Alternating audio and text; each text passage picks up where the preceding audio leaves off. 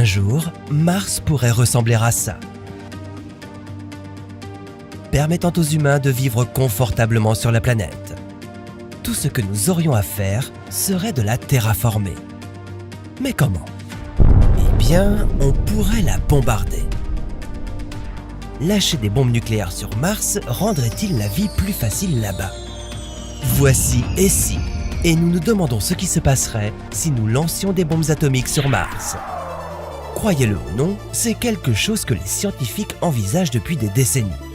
Elon Musk de SpaceX semble penser qu'atomiser Mars pourrait être l'une des meilleures et des plus rapides options pour en faire un endroit où les humains pourraient y vivre. L'idée est que nous ferions exploser des bombes thermonucléaires dans le ciel au-dessus des deux pôles de la planète. Cela réchaufferait les calottes glaciaires et libérerait le dioxyde de carbone et l'eau des pôles. Ensuite, l'effet de serre se produirait, réchauffant ainsi toute la planète et rendant la surface plus habitable. Cela semble super rapide et facile. Alors pourquoi ne l'avons-nous pas encore fait? C'est parce qu'il y a de fortes chances que le bombardement de Mars ne fonctionne pas comme nous le souhaitons. Il y a en effet beaucoup de choses qui pourraient mal tourner. Le premier problème est qu'il ne s'agit que de théorie, et que la théorie pourrait être fausse. En effet, Mars perd son atmosphère depuis longtemps. L'atmosphère de la Terre est presque 100 fois plus dense que celle de Mars. Et si nous voulons vivre sur Mars, il faut que son atmosphère soit plus épaisse. Certains scientifiques pensent que nous pourrions libérer du CO2 depuis les pôles Nord et Sud, et que cela pourrait rendre l'atmosphère de Mars plus semblable à celle de la Terre. Mais une étude de 2018, publiée dans Nature Astronomy, a révélé que même si le coût des bombes nucléaires réussissait, cela n'augmenterait l'atmosphère de Mars que de 7% par rapport à celle de la Terre. Même si nous créons plus de dioxyde de carbone dans l'atmosphère de Mars, ce ne serait toujours pas suffisant pour chauffer la planète. Or, la planète aurait bien besoin de plus de chaleur, puisque sa température actuelle avoisine les moins 63 degrés en moyenne. Et il faudrait des décennies pour que la planète rouge se réchauffe, même après avoir gagné du CO2 supplémentaire. Donc, en théorie, cela pourrait retarder l'atterrissage des humains sur Mars. En outre, cette idée suppose également que le largage de bombes thermonucléaires sur la planète se déroulerait parfaitement. Or, gardez bien à l'esprit que ce sont des bombes nucléaires. Vous savez, ces engins qui peuvent détruire des villes entières. Ah, et au fait, les bombes que nous utiliserions sur Mars seraient 1000 fois plus puissantes que celles utilisées pendant la Seconde Guerre mondiale. Si une bombe venait à exploser à la surface de la planète plutôt que dans l'atmosphère, les dégâts seraient terribles. Non seulement elle détruirait complètement certaines parties de la surface de la planète, mais elle provoquerait aussi encore davantage de radiation. Une autre chose qui retarderait l'installation sur Mars. Il est également très probable qu'au lieu de réchauffer Mars, une bombe provoquerait un hiver nucléaire. Cela pourrait se produire du fait de l'accumulation de poussière et particules dans l'atmosphère causée par les explosions nucléaires. Elle bloquerait presque entièrement le Soleil, entraînant un refroidissement encore plus important de Mars. Donc, atomiser Mars n'est probablement pas la meilleure idée qu'on ait eue. Peut-être devrions-nous d'abord faire marcher des hommes sur la planète rouge dans son état naturel, avant d'essayer de la changer.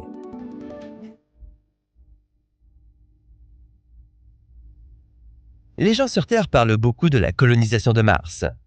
Mais qu'en serait-il si cela s'était déjà produit et que les premiers humains s'étaient déjà installés sur la planète rouge? À quoi ressemblerait la vie sur Mars? Pourrions-nous vivre à la surface ou devrions-nous nous cacher sous terre, à l'abri de toutes les radiations solaires auxquelles Mars est exposé? Serions-nous capables de la terraformer? Voici et si, et nous nous demandons ce qui se passerait si nous vivions sur Mars. Avez-vous déjà eu envie de quitter cette planète? Eh bien, considérez Mars, 4e planète en partant du Soleil. Elle peut se trouver à 56 millions de kilomètres de distance. Elle peut aussi être à 401 millions de kilomètres. Même si vous sautez dans le vaisseau spatial le plus rapide jamais lancé depuis la Terre, il vous faudra entre 40 jours et 9 mois et demi, selon la position des planètes, pour vous y rendre. Et après tout ce temps passé dans l'espace, vous verriez enfin à l'horizon une planète Mars sèche et sans vie. Seriez-vous capable d'y survivre? De quoi auriez-vous besoin pour survivre sur Mars de toute façon? Tout d'abord, il faudrait trouver comment produire de l'oxygène pour respirer. L'atmosphère martienne est très mince et contient 95% de dioxyde de carbone. Vous ne pourriez pas simplement apporter l'oxygène dont vous avez besoin pour survivre. Mais vous pourriez l'extraire du dioxyde de carbone avec des machines comme MOXIE de la NASA. Non seulement cela vous fournirait à vous et aux autres colons martiens de l'air respirable, mais aussi de l'oxygène liquide comme propulseur. C'est ce dont vous aurez besoin pour faire décoller une fusée de Mars au cas où vous décideriez de revenir sur Terre. Il n'y a pas de sol fertile sur Mars pour y faire pousser de la nourriture. Au lieu de cela, vous utiliseriez la culture hydroponique, c'est-à-dire la culture dans une solution minérale et nutritive, sans sol. Bien sûr, sans eau courante à la surface, votre colonie ne pourrait produire que 20% de la nourriture dont vous auriez besoin. Le reste, vous l'auriez expédié depuis la Terre. Mais ne vous attendez pas à de la viande fraîche. Toute votre nourriture serait sèche. Comme les autres colons, vous vivriez probablement dans des bâtiments gonflables sous pression. Mais il est plus probable que vous iriez sous terre. Parce que Mars n'a pas de champ géomagnétique global et que son atmosphère est si mince, les niveaux de radiation dans l'orbite au-dessus de Mars sont 2,5 fois plus élevés que dans la Station spatiale internationale. C'est trop de rayonnement solaire pour que les humains puissent le supporter. Oubliez le bronzage, le Soleil apparaîtrait 2 fois plus grand que sur Terre. Et si vous voulez sortir et revenir vivant, il vous faudrait une combinaison spatiale pour compenser la pression atmosphérique quasi inexistante et bloquer les radiations. Votre combinaison vous garderait également au chaud, ce qui est important, car les températures sur Mars sont très basses. L'hiver le plus froid sur Terre est un paradis comparé à l'hiver martien moyen. Les températures peuvent descendre jusqu'à moins 55 degrés. Et il fait encore plus froid au pôle, où les températures peuvent descendre jusqu'à moins 153 degrés. Un jour sur Mars est à peine 40 minutes de plus qu'un jour sur Terre. Cependant, un an sur Mars serait presque 2 fois plus long. Si vous viviez dans l'hémisphère nord, vous profiteriez de 7 mois de printemps et de 6 mois d'été. Ensuite, il y aurait un automne de 5 mois et 4 mois d'hiver. Et non seulement les températures y sont basses, mais elles peuvent aussi changer radicalement en une semaine. Ces variations se traduisent souvent par de puissantes tempêtes de poussière. Elles ne vous feraient pas de mal, mais elles boucheraient tous vos appareils électroniques. N'oubliez pas non plus que la gravité sur Mars est environ 1/3 de celle de la Terre. Il faudrait que vous appreniez à marcher à nouveau. Vous voulez toujours déménager sur la planète rouge? Eh bien, votre meilleure chance est d'attendre que les premières colonies humaines s'y rendent pour terraformer la planète. Autrement dit, pour la rendre identique à celle d'où elles viennent. Ces colonies importeraient de la glace d'ammoniac provenant des atmosphères d'autres planètes pour réchauffer un peu Mars. La chaleur convertirait la glace sèche du pôle nord martien en gaz et donnerait une atmosphère à la planète. Toujours irrespirable pour nous, mais au moins cela suffirait à créer une pression atmosphérique pour que vous puissiez enfin enlever votre combinaison spatiale. Puis les colonies procéderaient à l'extraction de l'eau des vastes réserves de glace emprisonnées sous la surface de Mars. La vapeur d'eau rendrait l'atmosphère de plus en plus épaisse. Finalement, vous verriez de la pluie et de la neige sur Mars. Et après peut-être 1000 ans, il y aurait assez d'oxygène pour que les humains puissent respirer. La reconfiguration de la planète serait complète. Vivre sur Mars, c'est quelque chose que vous aimeriez essayer? Ou préférez-vous préserver ce que nous avons ici sur Terre? Cela fait 100 années terrestres que vous vous êtes installé sur Mars. Vous avez traversé la douleur, la solitude et beaucoup de travail. Et maintenant, Mars est la nouvelle Terre promise dont tout le monde rêve. Mais comment y êtes-vous arrivé? Comment trouver de l'eau et de l'air propre sur Mars? Que faudrait-il faire pour que Mars soit autosuffisante? Et combien de temps avant que tout le monde puisse se permettre de voyager sur Mars? Voici Essie, et nous nous demandons ce qui se passerait si vous passiez 100 ans sur Mars. Tout a commencé lorsque le fondateur de SpaceX, Elon Musk, a imaginé qu'1 million de personnes pourraient vivre sur Mars d'ici 100 ans. I reinvented electric cars and I'm sending people to Mars in a rocket ship. Eh bien, Mars est candidate au titre de planète de secours depuis 1960. Date du début des missions sans équipage. Elle a le même rythme de jour que la Terre et du dioxyde de carbone pour que les plantes puissent faire la photosynthèse. Mars a 38% de la gravité de la Terre et 1% de sa densité d'air. Elle reçoit 44% de la lumière solaire de la Terre. Ce ne sont pas les conditions auxquelles vous êtes habitué, mais ce serait un bon début. Donc, vous avez fait vos bagages et trouvé un travail dans la première base sur Mars. Et pas n'importe quel travail. Vous seriez la première personne à poser le pied sur la planète rouge. 100 ans plus tard, quel serait le grand progrès de la civilisation là-bas?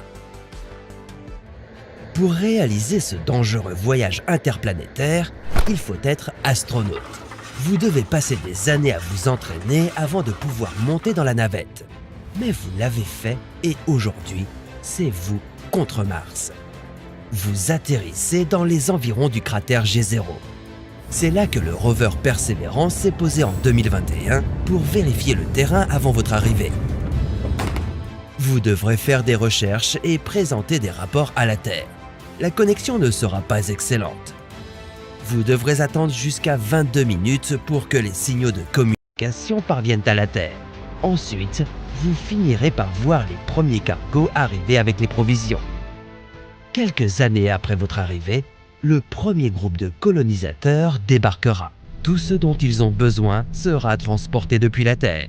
Et cela coûtera des centaines de millions de dollars pour nourrir chaque personne. Vous devrez donc commencer à réfléchir à la façon de rendre la colonie autosuffisante. Premier objectif, l'eau. Les colons commenceront l'exploitation de la glace près de la base. Vous assisteriez à l'installation de la première base humaine sur Mars. Elle s'appellerait Mars Base Alpha, comme le voulait Elon Musk. Vous et 170 autres astronautes vivront là. Des robots se chargeront de la prospection et de la construction initiale. Il ne faudrait plus 20 minutes pour recevoir des signaux de communication de la Terre, car votre colonie mettrait en place 2 constellations de satellites Starlink en orbite autour de Mars. D'autres personnes arriveront de la Terre. Une autre base serait en cours de construction. Et enfin, le tout premier enfant naîtrait sur Mars. Mais cet enfant martien pourrait-il un jour visiter la Terre? Comment ses os et ses organes survivraient-ils à la gravité de la Terre? La base Mars Alpha deviendrait une colonie à part entière. Vous verrez beaucoup d'autres premières. La première école, la première ferme de viande d'élevage et même le premier hôtel de luxe. Des transports publics relieront la base Alpha au site minier. Quelques années plus tard, des vaisseaux arriveraient, chacun transportant 100 passagers. La colonie commencerait à construire sa première ville dôme. Il s'agirait d'un cratère d'impact de 1,6 km de large, recouvert d'un dôme transparent filtrant les radiations. Il faudrait une pression et des températures semblables à celles de la Terre pour que les colons puissent enfin enlever leur combinaison spatiale. À ce stade, la population de Mars atteindrait 200 000 habitants. Grâce à une technologie médicale avancée, votre espérance de vie pourrait augmenter. Vous pourrez enfin rendre visite à vos amis sur Terre. Ce ne serait pas si facile pour ceux qui sont nés sur Mars. Ils devront utiliser des exosquelettes pour survivre à la gravité plus forte de la Terre. Les riches terriens se rendront sur Mars en vacances. Un générateur de champs magnétiques artificiels protégerait en permanence l'atmosphère martienne des radiations spatiales. Mars compterait désormais 5 villas d'eau. La plus grande d'entre elles, Mars City, abriterait 60 000 personnes. Bientôt, le premier conseil municipal élu prendra ses fonctions et la première université ouvrira ses portes. 1 million de personnes vivraient en permanence sur Mars. Vous et vos camarades colons auriez pour mission de terraformer la planète. Vous libéreriez des quantités contrôlées de gaz à effet de serre pour épaissir l'atmosphère et faire augmenter la température.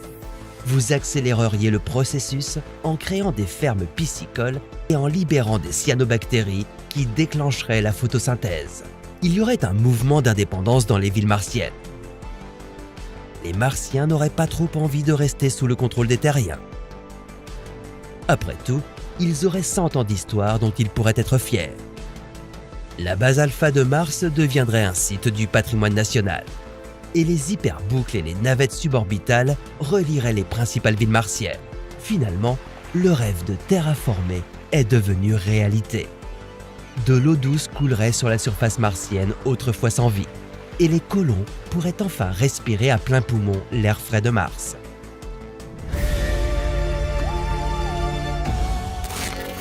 Les Martiens pourraient vraiment exister, mais dans le futur. Et au lieu d'extraterrestres comme dans les films de science-fiction, les Martiens seraient des humains nés et élevés sur Mars. Et dans cet épisode, vous êtes l'un d'entre eux. Pourquoi votre peau serait-elle orange? Seriez-vous d'une espèce différente? Pourriez-vous un jour visiter la Terre? Voici et si, et nous nous demandons ce qui se passerait si vous naissiez sur Mars. Certains de nos épisodes précédents ont déjà examiné ce qu'il faudrait pour vivre sur Mars. Mais ce n'est que la moitié de l'histoire. Car pour implanter une colonie stable sur la planète rouge, les gens devraient commencer à avoir des bébés. Combien de personnes faudrait-il pour créer une population saine et non consanguine? Certains disent qu'il suffirait de 98 personnes, mais d'autres affirment qu'il en faudrait au moins 10 000.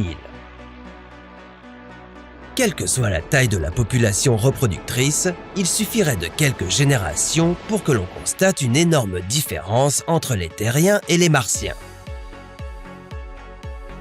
Mars est la planète du système solaire qui ressemble le plus à la Terre, sans être pour autant sa jumelle. Sa gravité, son atmosphère et son champ magnétique, notamment, poseraient de sérieux défis à la vie humaine. Et les défis vont souvent de pair avec l'évolution. Sur Terre, les enfants naissent avec jusqu'à 120 mutations génétiques. Si l'on transporte ces enfants sur Mars, ils commenceront à présenter des mutations adaptées à la vie martienne. Et ces mutations se transmettraient probablement à leurs enfants. Lorsque nous nous installerons sur Mars, nous aurons probablement la capacité de modifier nos propres gènes, ce qui accélérera l'évolution martienne.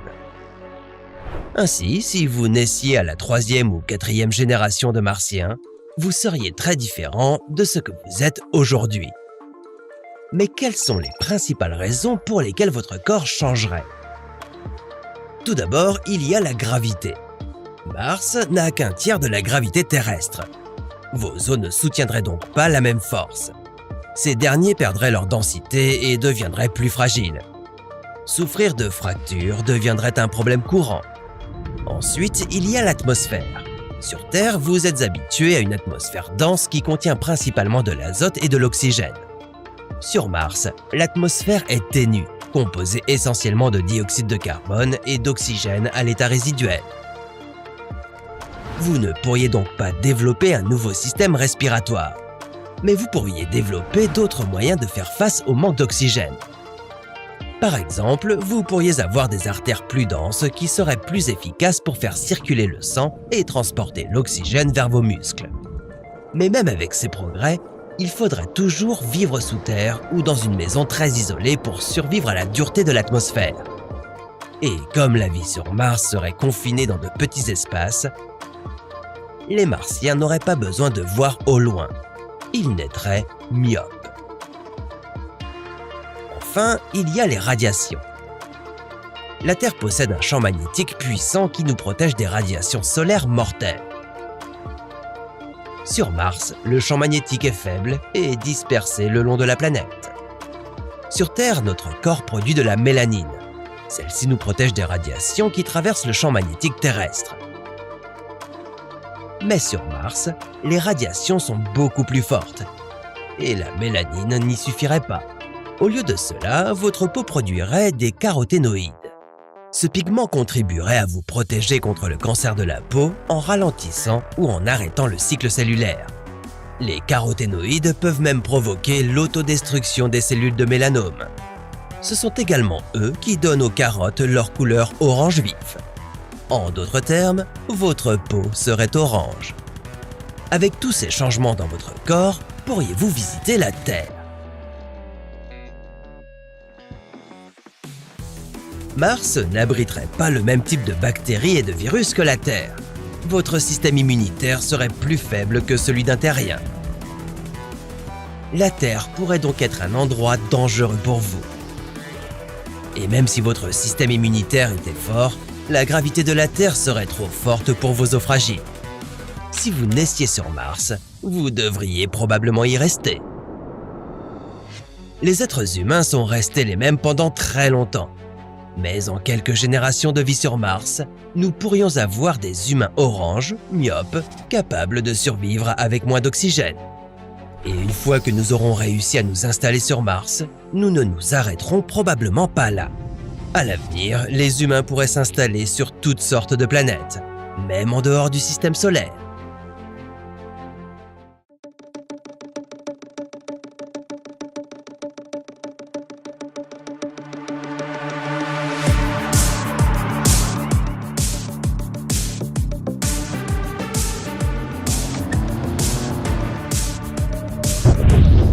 Imaginez vivre sur la Lune. Vous auriez la meilleure vue sur la Terre.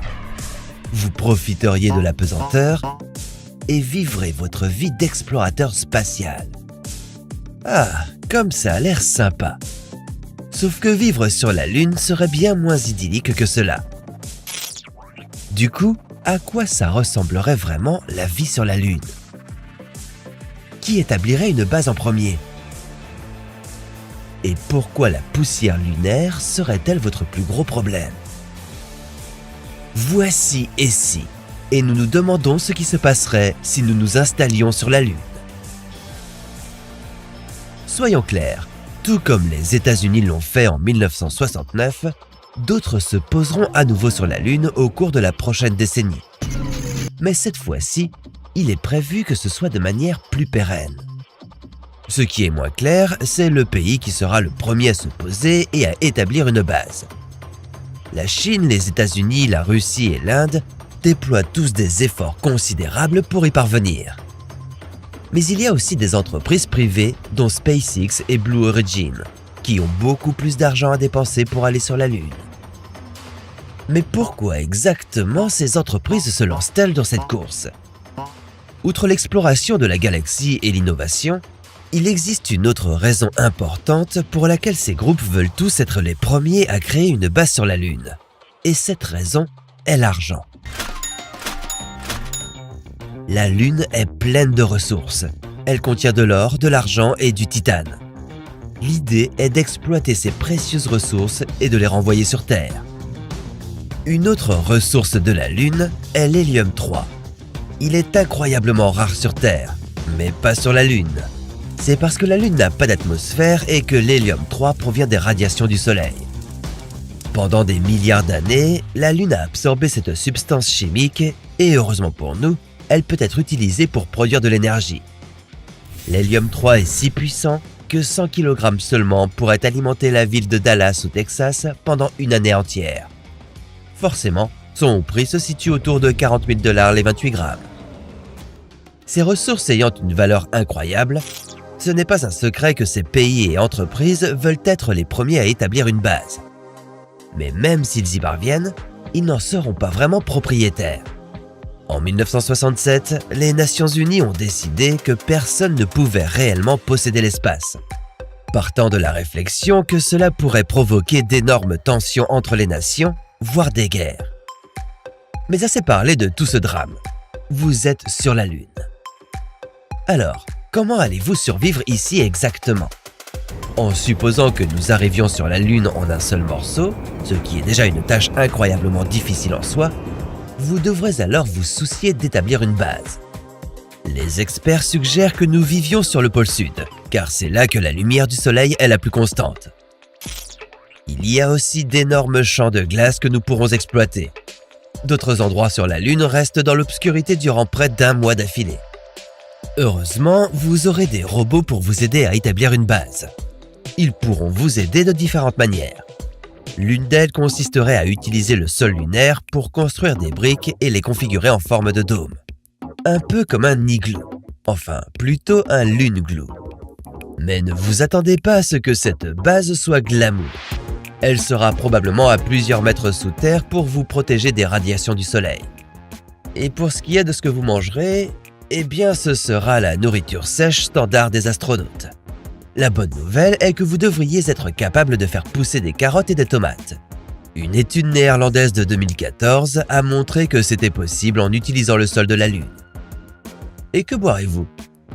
Malheureusement, il s'agira en grande partie de votre urine recyclée, car il n'y a pas d'eau potable sur la Lune et elle serait trop lourde à transporter. Une autre chose dont vous devrez vous inquiéter sérieusement est la poussière lunaire. Cette poussière magnétique s'infiltre partout. Elle se déposera sur votre combinaison et même sur votre peau. Des astronautes ont déjà eu des réactions allergiques à cette poussière. Elle est également très irritante. En avaler accidentellement serait un énorme problème. Mais les humains ne sont pas les seuls à devoir s'inquiéter de la poussière de la Lune. Elle peut aussi pénétrer dans les machines et les faire surchauffer. Avant de s'installer sur la Lune, c'est un des principaux défis que nous devrons résoudre. Tous ces problèmes soulèvent la question suivante. Voudriez-vous vraiment être le premier à vous installer sur la Lune? Vous passeriez très probablement votre temps à exploiter des mines et à essayer de survivre, avec finalement peu de temps pour vous amuser en basse gravité. En plus, nous savons tous qu'aller sur la Lune n'est que le premier petit pas vers Mars. Nous avons parlé de nous installer sur la Lune, Mars et même Vénus. Mais que diriez-vous d'un endroit froid, sombre et qui sent le paix? Uranus. Quelles seraient les conditions sur cette géante de glace? Quel type d'installation auriez-vous besoin de construire? Et quel danger rencontreriez-vous sur la planète la plus puante du système solaire? Voici et si, et nous nous demandons ce qui se passerait si vous vivez sur Uranus. Bienvenue dans votre nouveau chez vous, sur la 7e planète à partir du Soleil. Vous seriez maintenant à 2,9 milliards de kilomètres de la source d'énergie de notre système solaire. En suivant l'exemple de la sonde Voyager 2 de la NASA, le voyage vers Uranus prendrait environ 9 ans et demi. Mais une fois arrivé à destination, vous auriez une vue magnifique sur cette planète géante glacée. Ce que vous trouveriez est une planète 4 fois plus large que la Terre, orbitée par 27 lunes connues et 13 anneaux. De plus, elle a une rotation d'est en ouest et est basculée sur le côté. Eh bien, il est temps que vous descendiez à la surface. Attendez, où est la surface? Pendant la descente, bouchez votre nez. Cet endroit pue. L'atmosphère gazeuse d'Uranus est principalement constituée d'hydrogène, d'hélium et de méthane. Les altitudes les plus élevées seraient les plus malodorantes, à cause de l'odeur piquante d'œufs pourris qu'a le sulfure d'hydrogène. En vous approchant de la surface de la planète, vous commenceriez à remarquer qu'il n'y en a pas. Uranus est plus petite et différente de par sa composition des géantes gazeuses Jupiter et Saturne. Elle est composée d'eau boueuse, de fluide de méthane et d'ammoniac au-dessus d'un petit centre rocheux. Et vous n'y verriez pas grand-chose. Uranus ne reçoit qu'environ 0,27% de la quantité de soleil reçue par la Terre. Vous vivriez donc dans l'obscurité. Avec le manque de soleil et de surface, vous ne pourriez pas y faire pousser votre propre nourriture. Votre vaisseau aurait besoin de vous ravitailler en nourriture. Mais vous pourriez vous approvisionner en eau à partir de la glace de la planète. Vous trouveriez des conditions très froides et venteuses sur la planète. Les températures dans certaines parties de l'atmosphère pourraient descendre jusqu'à moins de 125 degrés. C'est plus froid que Neptune, la planète la plus éloignée du système solaire. D'énormes nuages d'ammoniac et de cristaux de glace de méthane tourbillonneraient autour de vous. Des tempêtes de près de 2/3 de la taille des États-Unis vous frapperaient avec des vents allant jusqu'à 900 km/h. Mais il est trop tard pour revenir en arrière maintenant. Vous auriez besoin de comprendre comment vous installer et survivre dans ces conditions. S'installer à la surface ne serait définitivement pas envisageable. Et les vents les plus forts et les plus glacials vous tueraient dans les basses altitudes. Votre meilleur pari serait une installation flottante en hauteur, dans les nuages. Mais ce ne serait pas une installation banale de ballon dirigeable. Les dirigeables ne se soulèvent que lorsqu'ils sont gonflés avec un gaz plus léger que l'atmosphère environnante. Sur Terre, vous utiliseriez de l'hélium. Sur Uranus, il n'y aurait pas de gaz plus léger à utiliser. Cela est dû à l'atmosphère composée d'hydrogène moléculaire et d'hélium atomique. Cependant, vous pourriez essayer quelque chose de plus théorique. Comme un aérostat à vide de l'espace. Au lieu de gaz, ce genre de vaisseau créerait un vide à soulever. Vous retireriez simplement du gaz ou en ajouteriez pour permettre au vaisseau d'aller plus haut ou plus bas. Et ce serait une technologie propre. Pas besoin de carburant. Vous devriez vous mettre à l'aise, car vous ne pourrez jamais quitter votre vaisseau sans votre combinaison spatiale. Sur Uranus, vous ne pourriez pas respirer, et vous ne pourriez pas survivre une seconde dans des températures incroyablement glaciales. Restez en sécurité et profitez de la vue. Maintenant que vous savez comment survivre, à quoi ressemblerait la vie sur Uranus ? Pour commencer, vous découvririez un sens de la gravité légèrement différent de celui auquel vous êtes habitué. Mais étant donné qu'Uranus est 15 fois plus grande que la Terre, vous seriez surpris de la différence. Contrairement à ce que vous pourriez penser, vous n'aurez pas à craindre d'être écrasé. La gravité de surface ne serait que 90% aussi forte que celle de la Terre. Donc, si vous pesiez 75 kg sur Terre, vous feriez maintenant 67 kg. Une autre chose à laquelle vous devriez vous habituer est le temps. Un jour uranien équivaudrait à environ 17 heures sur Terre. Ce ne serait pas si mal. Mais préparez-vous pour un voyage incroyablement long autour du Soleil. Un an sur Uranus équivaudrait à 84 années terrestres. Vous pourriez mourir de vieillesse avant la fin de l'année. Vous pourriez même vivre une vie entière en un seul été ou hiver de 42 ans. Un bel été sur Terre semble plutôt une bonne idée pour le moment. Il est peut-être temps d'incliner la Terre sur son axe pour voir ce qui se passerait. Vénus, l'une des planètes les plus fascinantes et les plus dangereuses de notre système solaire. On y trouve des températures brûlantes, une pression atmosphérique écrasante et des pluies acides. Et malgré ça, certaines personnes la pensent plus propice à notre installation que Mars. Mais pourquoi ? L'installation sur Vénus serait-elle même possible ? Embarquez pour ce voyage de 10 000 jours et découvrez comment l'humanité pourrait peupler cette planète. Potentiellement. Jour 1. Ok, pas si vite. Avant de poser le pied sur Vénus, nous allons devoir effectuer des tests approfondis et recueillir plus d'informations sur cette planète. Tout d'abord, on va devoir lancer des missions robotiques pour la cartographier et collecter des informations sur son environnement. Heureusement, on a déjà un peu d'avance. Depuis 1961, des engins spatiaux survolent Vénus et en établissent le profil.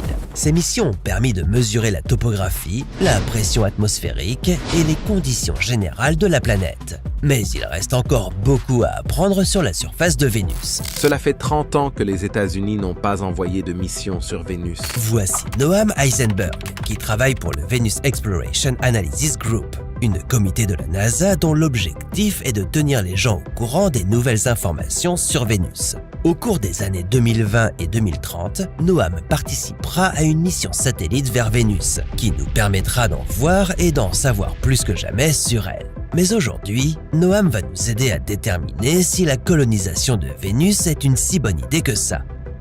Il faut porter au moins voire plusieurs chapeaux de science-fiction pour que ça puisse arriver.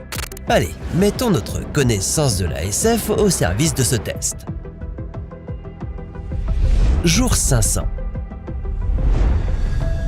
Ça fait un peu plus d'1 an qu'on essaye de coloniser Vénus, et les résultats sont bons.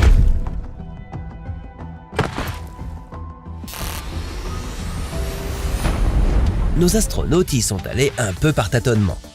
Ils continuent d'explorer la surface de Vénus, mais finissent par mourir à chaque fois. Pourquoi ? Il n'est pas certain que si vous étiez immédiatement transporté là-bas, vous mourriez brûlé ou écrasé. Mais il est certain que ces deux phénomènes se produiraient avant que vous ne soyez asphyxié dans l'atmosphère de dioxyde de carbone.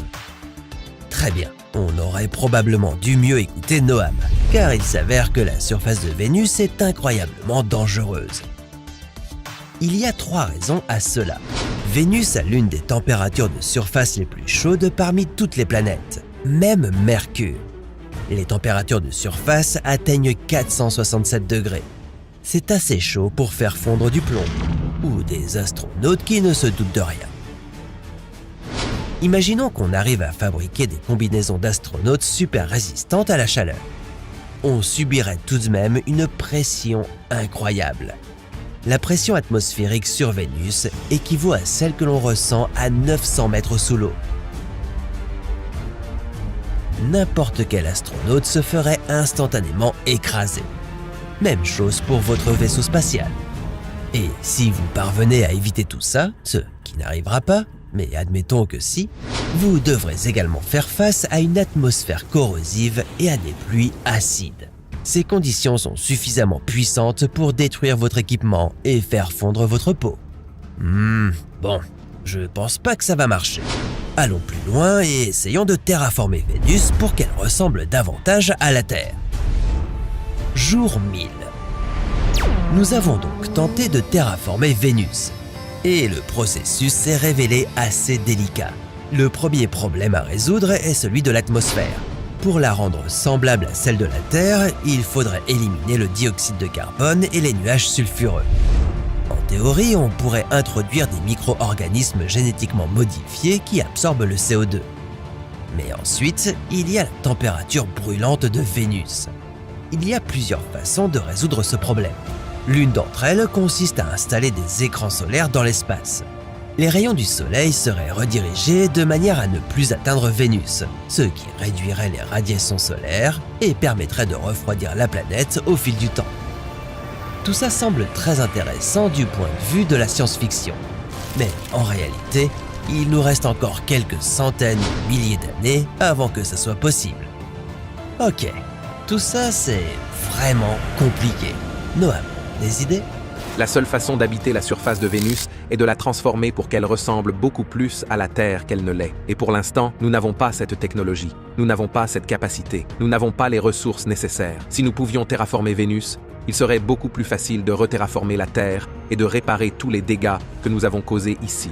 Et je ne sais même pas comment on pourrait s'y prendre. C'est de la science-fiction, vous savez, une méthode de science-fiction, n'est-ce pas? Bon, on dirait qu'il faut qu'on change de tactique. Si des êtres humains devaient vivre sur Vénus, ce ne serait techniquement pas possible à la surface. Ça coûterait trop d'argent, de temps et de technologies qui ne sont pas encore disponibles. Peut-être qu'on ne devrait pas essayer de vivre à la surface, mais plutôt au-dessus. Passons en mode avance rapide. Jour 2500. Après des années d'expérimentation, nous avons enfin trouvé la solution pour vivre sur Vénus. Je crois. Le nouveau plan consiste à créer une ville-nuage à 50 km au-dessus de la surface de Vénus. Ce serait peut-être l'un des endroits les plus confortables dans notre système solaire, mis à part la Terre. Cette altitude dans l'atmosphère de Vénus est en fait l'endroit du système solaire qui ressemble le plus à la Terre. À cette altitude, la température se situe, selon l'endroit où l'on se trouve, entre 20 et 30 degrés Celsius, ce qui signifie que l'on peut y vivre en manches courtes.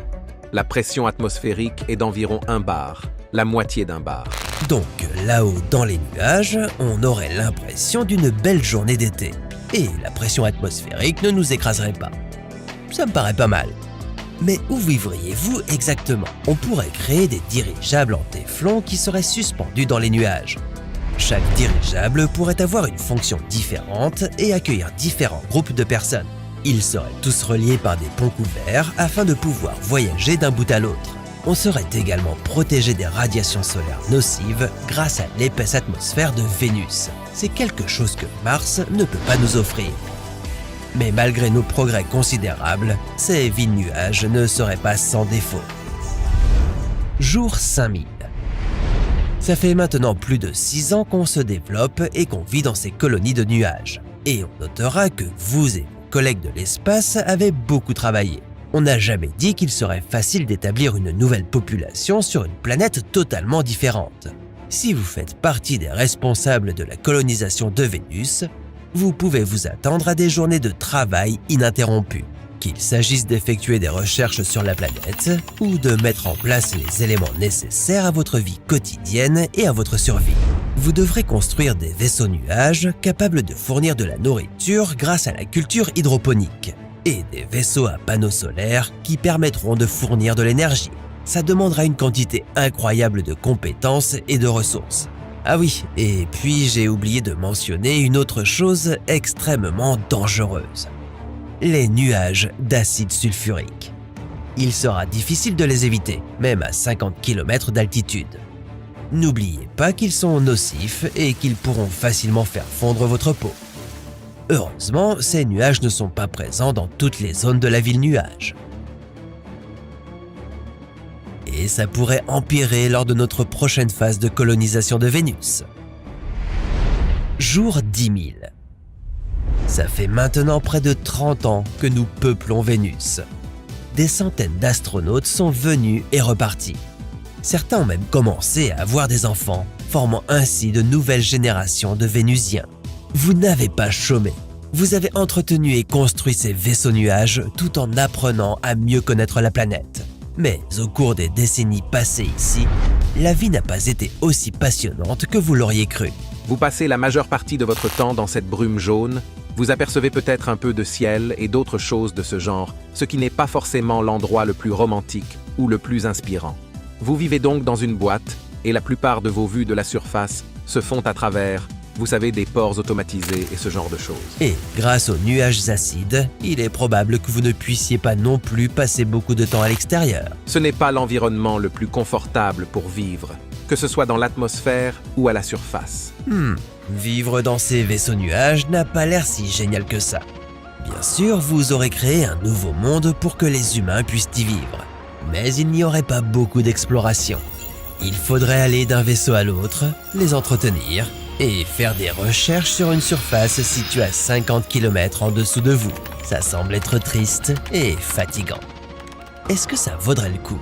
Je ne pense donc pas qu'une habitation permanente sur ou autour de Vénus puisse voir le jour. Je ne pense pas non plus qu'il faille le faire.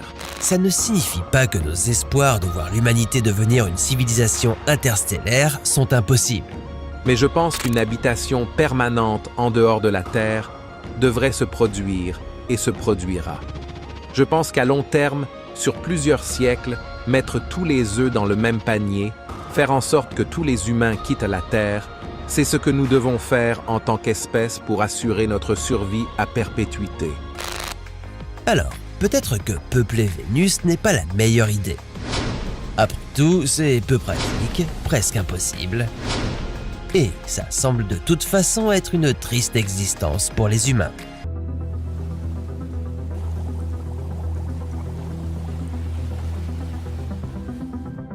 À 635 années-lumière de l'endroit où vous êtes assis, dans les profondeurs de l'espace, se trouve une planète. La première planète à être découverte à l'intérieur de la zone habitable d'une étoile semblable au Soleil. Son nom est Kepler 22b. Lorsqu'une planète est située dans la zone habitable d'une étoile, cela signifie qu'il y a une chance qu'il y ait de l'eau liquide à sa surface. Et là où il y a de l'eau, il y a aussi une possibilité de vie, notamment pour les humains. Combien de temps vous faudrait-il pour vous rendre sur Kepler 22b ? Quel temps ferait-il là-bas ? Et pourquoi auriez-vous besoin de vous muscler avant d'arriver sur cette nouvelle planète ? Voici et si, et nous nous interrogeons sur ce qui se passerait si vous viviez sur Kepler 22b. Kepler 22b est ce que les scientifiques appellent une exoplanète. C'est une planète située en dehors de notre système solaire. Repérer une exoplanète comme Kepler 22b n'est souvent pas facile. Le rayonnement des étoiles autour desquelles elle gravite a tendance à les cacher à nos télescopes. comment les scientifiques ont-ils trouvé un moyen de contourner ce problème? En observant les étoiles elles-mêmes pour voir s'ils peuvent trouver quelque chose d'inhabituel à leur sujet. Ils ont repéré Kepler 22b en utilisant ce que l'on appelle la méthode des transits. Ils ont observé Kepler 22, l'étoile autour de laquelle tourne cette exoplanète, et ont remarqué que sa luminosité changeait au fil du temps. Cela s'explique par le fait que Kepler 22b bloquait la lumière de l'étoile.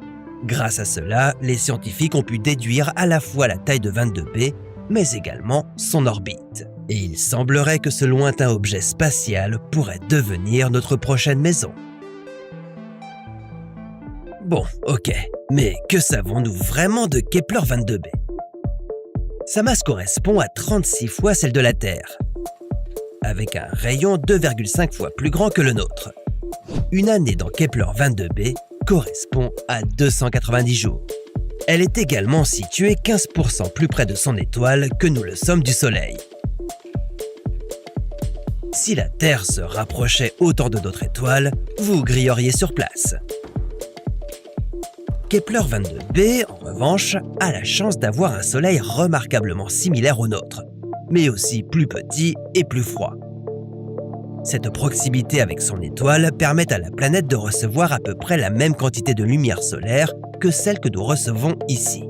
La température sur Kepler 22b pourrait se situer entre 15 et 22 degrés. Similaire au climat printanier de la Terre et tout à fait habitable, si vous voulez mon avis. Mais notre galaxie peut être un endroit cruel et tout n'est pas forcément une bonne nouvelle. Certains modèles suggèrent que Kepler 22b tourne sur le côté, un peu comme Uranus. Ce qui peut sembler être un détail ajoute en fait des complications potentielles mortelles.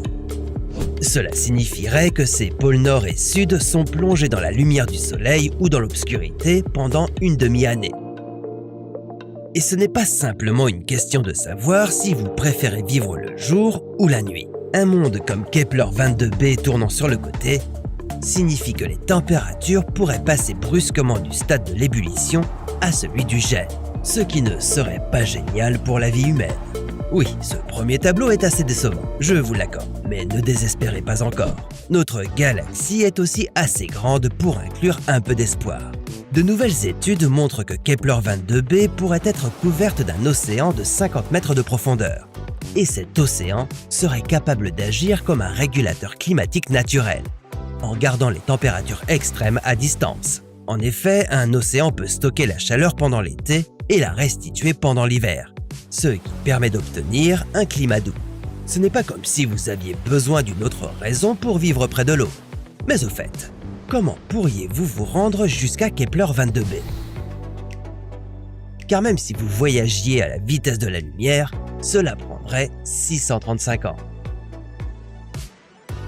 Votre meilleure chance serait d'hiberner pendant le voyage dans un appareil qui préserverait votre corps bien au-delà de sa durée de vie naturelle, comme le sommeil cryogénique. La NASA a déjà mis au point un caisson de cryosommeil capable d'abaisser la température corporelle d'un astronaute jusqu'à 32 degrés, ce qui déclencherait une hibernation naturelle pendant laquelle des cathéters fourniraient à votre corps des nutriments et élimineraient les déchets. Mais même en cryosommeil, ce serait un voyage long et risqué. Ce qui nous amène à la partie la plus dangereuse de ce voyage. Tout ce que l'on ignore encore de Kepler 22b. Pour commencer, nous ne savons toujours pas vraiment comment est la gravité là-bas. Elle pourrait être 2 fois plus forte que celle de notre planète. Si c'était le cas, un sac de pommes de terre de 10 kg pèserait désormais 20 kg. Votre corps entre également en ligne de compte. Vous pesez actuellement 75 kg? Eh bien, bonne chance pour soulever vos propres 150 kg. Par mesure de sécurité, les colons comme vous devraient prendre du poids. Et pas qu'un peu. Seul un entraînement musculaire intense vous permettra d'augmenter vos chances de pouvoir marcher sur Kepler 22b. Et une fois musclé sur Terre, Vous devrez trouver le moyen de conserver votre musculature pendant les 635 années de voyage qui vous attendent. Mais les humains ne sont pas la seule forme de vie qui serait affectée par une gravité extrême. Les plantes à portée de la Terre pour l'oxygène et la nutrition pourraient ne pas survivre sur Kepler 22b si vous essayez de les faire pousser sur place. Et si vous amenez des animaux avec vous, ils devront accélérer leur processus d'évolution.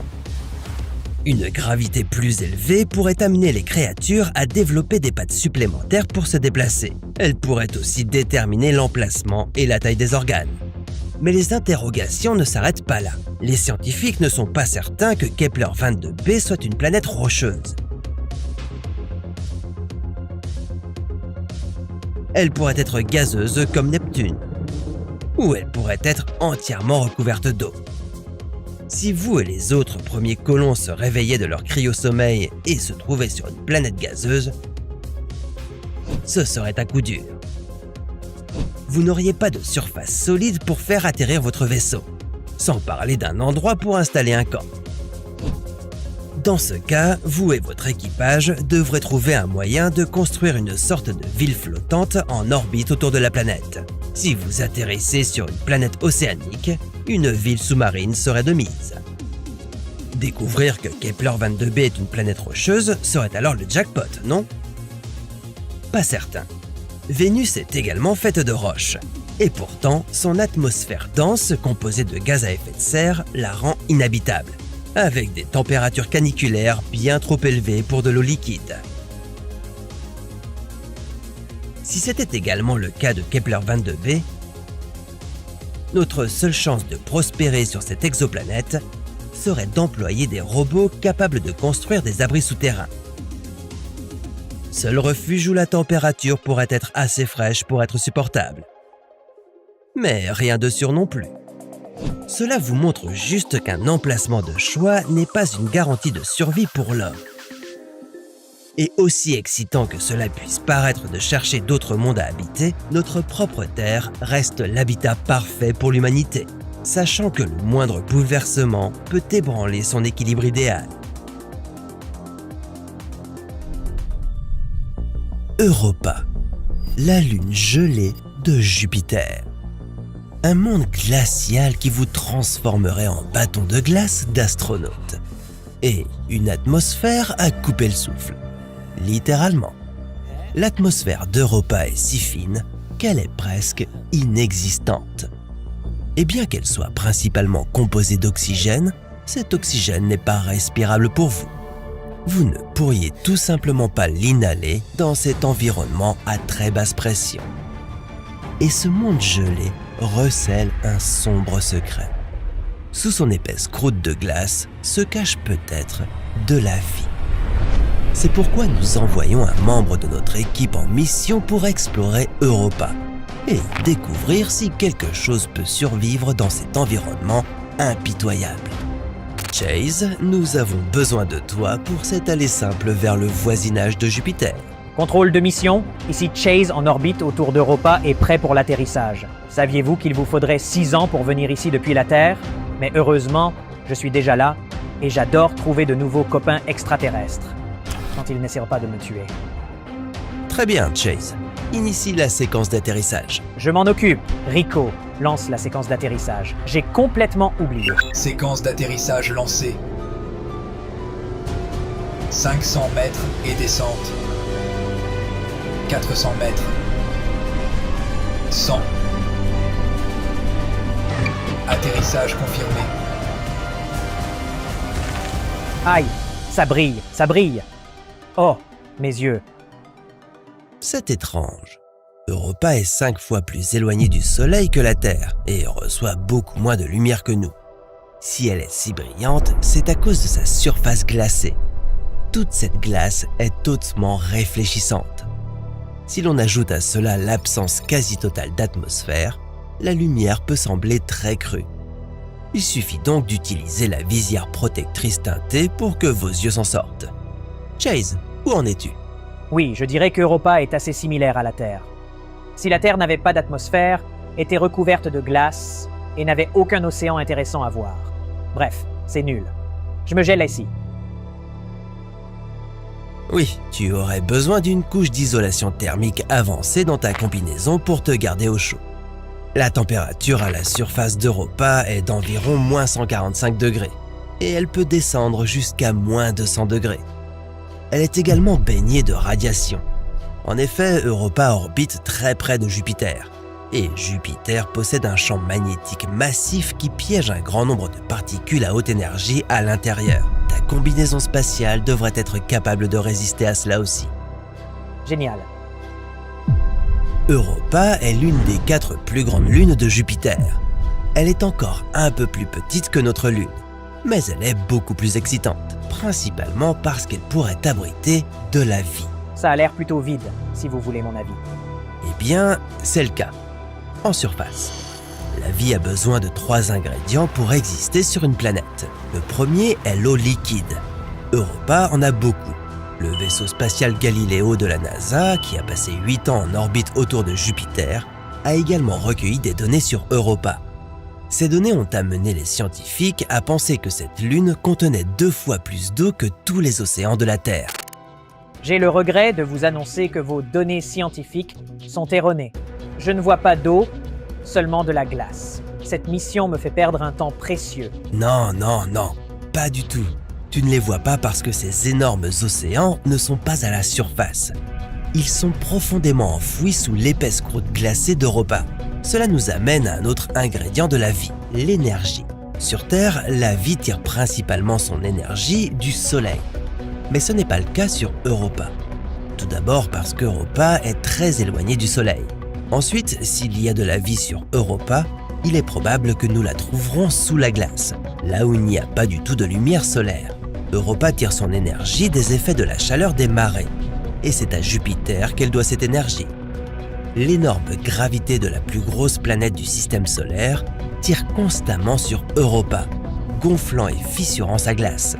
Cela provoque des frottements qui chauffent cette lune de l'intérieur. C'est pourquoi l'océan souterrain d'Europa ne gèle pas comme le reste de ce monde glacial. Europa pourrait également posséder des cheminées hydrothermales au fond de son océan, tout comme la Terre. Ces cheminées dégagent de la chaleur, de l'énergie et des substances chimiques, ce qui pourrait créer un environnement habitable autour d'elle. Le dernier ingrédient de la vie est constitué d'éléments chimiques. La plupart des êtres vivants sont constitués d'éléments tels que le carbone, l'hydrogène, l'azote, l'oxygène, le phosphore et le soufre. D'après les données recueillies sur Europa, cette lune possède tous ces éléments. Mais bien sûr, personne ne s'est jamais rendu sur Europa pour le confirmer. Jusqu'à présent. Qu'est-ce que c'est? Des volcans de glace? Oui, ce sont les fameux cryovolcans d'Europa. Ces volcans ne crachent pas de lave, mais de l'eau et de la glace. C'est trop stylé! Oh mon Dieu!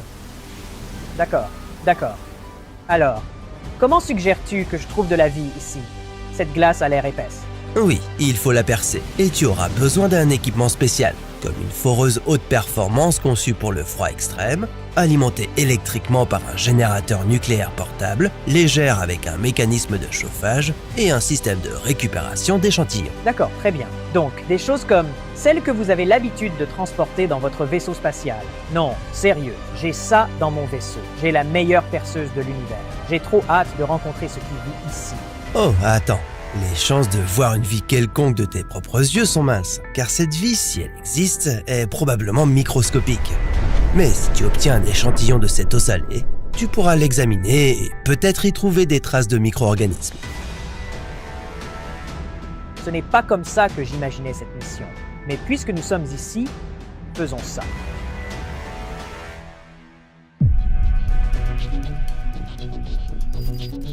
Je ne me sens pas très bien. Je pense que je vais vomir. Je suis... La température de votre corps augmente.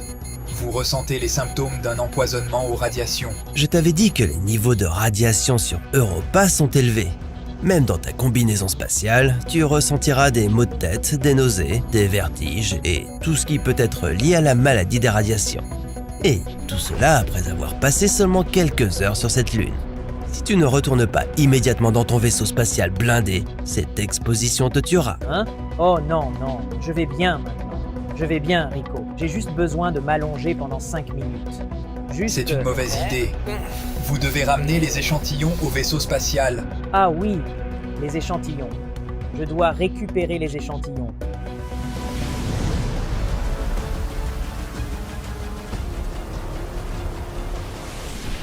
Toujours aussi stylé.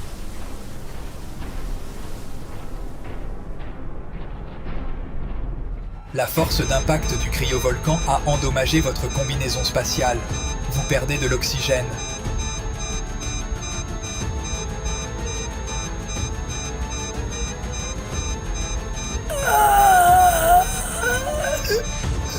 Dans les conditions extrêmes d'Europa, sans la protection complète d'une combinaison, vous n'auriez que quelques minutes pour vous mettre à l'abri. En 1 minute seulement, de graves gelures endommageraient votre peau exposée.